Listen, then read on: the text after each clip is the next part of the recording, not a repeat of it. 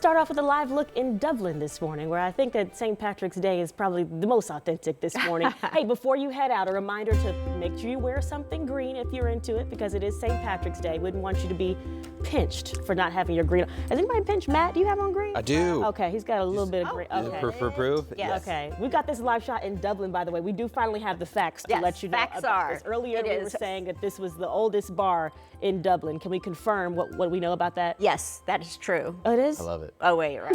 Oh, no, it's not. Lindsay. We need help. Okay, We need help. wait, it is the oldest here's pub what I in can- Ireland. There you go. Yes, I was right. No, Oh. actually, it's not Sean's bar. I thought for sure that you knew this and you were going to set the record straight.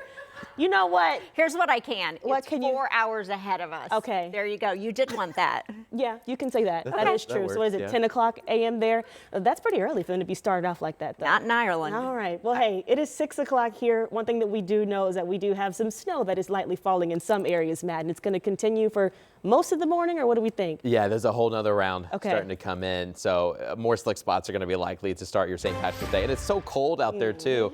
I hope you have a lot of green outerwear layers, right? Because you're trying to bundle up this morning. It'll be the coldest morning of the week with temperatures in the teens, but the wind chills are in the single digits this morning. We're at 17 here in Indianapolis. I want to show you what it looks like in Carmel this morning, where another wave of some snow showers starting to come in. The sky is looking a little bit more hazy right above some of the city lights, and that's an indication of more of that light snow coming in from the north and west. Let's take you to Live Doppler 13. Scattered snow showers all across the state. We are getting closer to the finish line, but we're not quite there. We've had some snow bursts throughout the overnight hours, and they're still lingering in parts of Rush County and then also in Fayette County, a little bit into Union County too. There's really good bursts just on the north side of Rushville. But then look how this light, widespread blue is forming on the radar as it gets closer to the radar. Well, what's happening is we actually have some light snow reporting all across north central Indiana, and this next round is drifting in. But right now, the biggest burst that we have that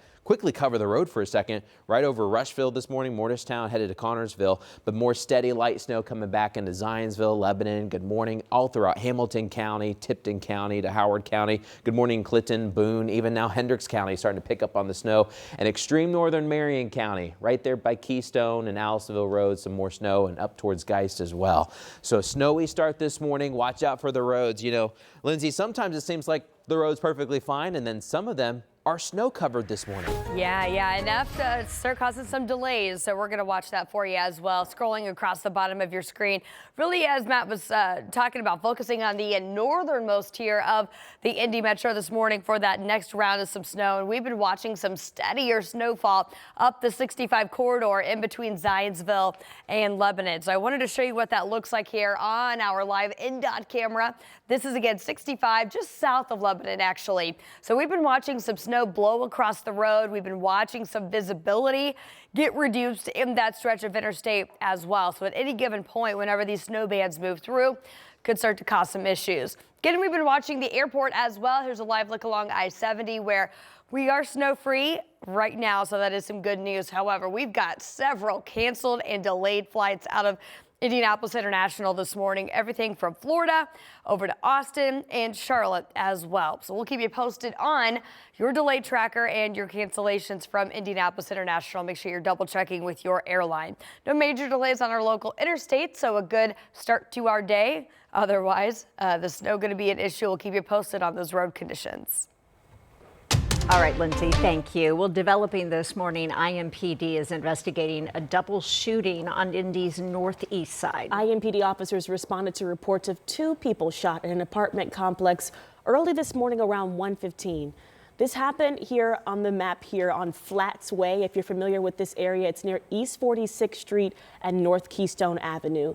We know that both victims were taken to the hospital or walked into the hospital for their injuries. So we're still waiting to find out the condition. We did initially hear one was serious and one was critical, but we'll continue to provide you updates as soon as they come in.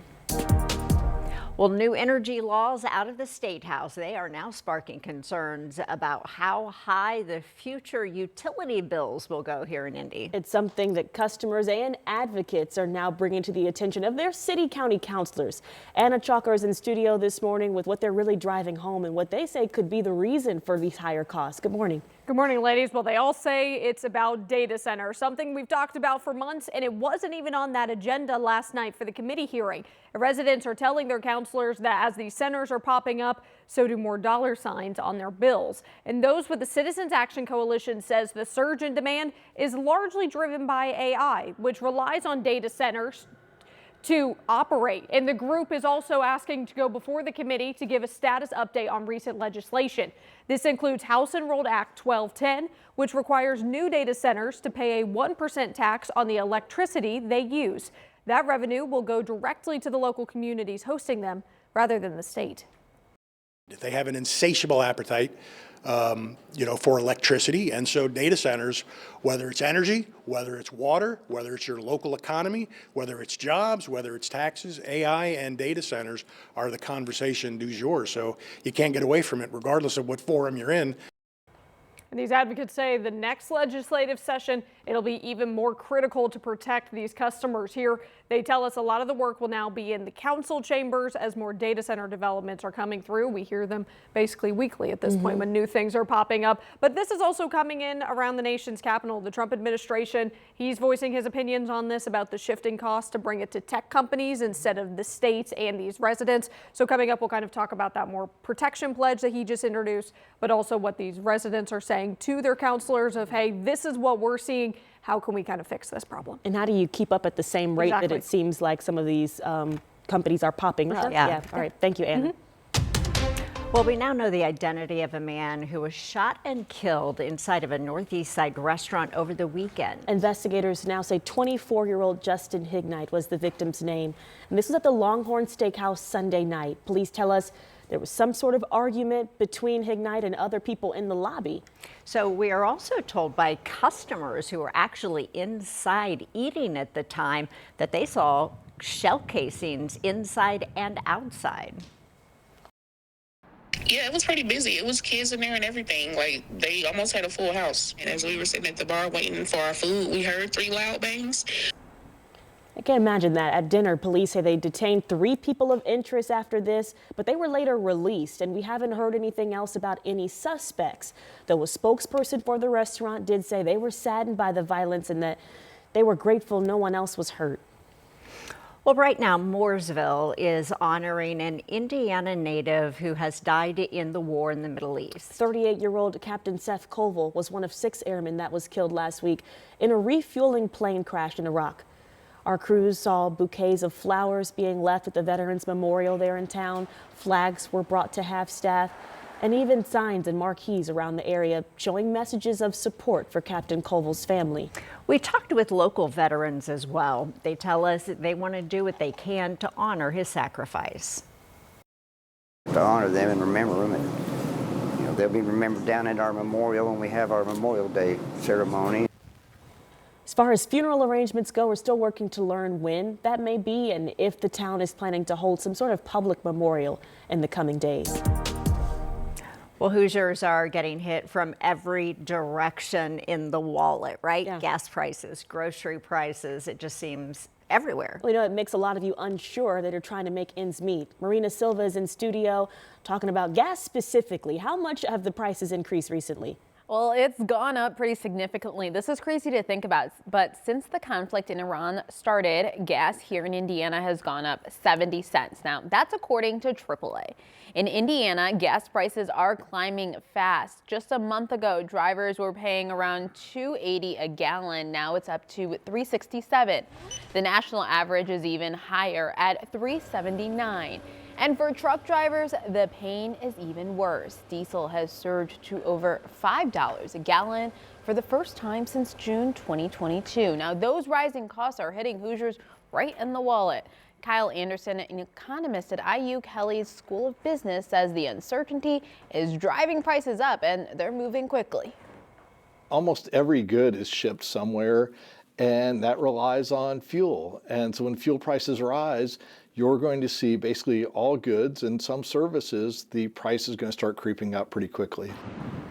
Economists warn if this conflict drags on, higher energy costs could quickly spread, driving up prices on everything from gas to groceries and other everyday essentials. Now, this isn't the only thing coming up. Coming up at 6:30, we're talking about something else that you wouldn't really think about, that is getting higher too. Yeah. All right. I will say that it does do you some good to look around with those gas prices. I was in Lebanon yesterday and it was like $3.60. And then in Carmel, it was like 30 cents cheaper, which you would expect it to be the other way around. I've noticed that too. I've been looking at gas apps. It's like, okay, where is the cheaper gas? And even just a couple cents a gallon really makes Or a just difference. use your mom's fuel points. That's what I've been doing. There you go. Kids did that. It took me That's forever. a good idea. By the time she Might figures need it to out, try that. it's spent. All right, 6:10 is your time. Good morning, Matt. Always wondering where the points go? I thought it was maybe at 1,000. They're gone. We've got snow showers out there this morning. This is I-65 in Lebanon where snow is drifting back on the interstate, more snow moving in, and plus it's just downright cold. Wind chills in the single digits. When will 60s and 70s return? We'll have that forecast for you. And this morning, we are getting a better look at that damage from the widespread storms over the weekend. What the areas are doing as they prepare for another system moving in. And millions of people in Cuba are in the dark this morning. We'll have the latest from the island as they work to bring back power after a countrywide outage.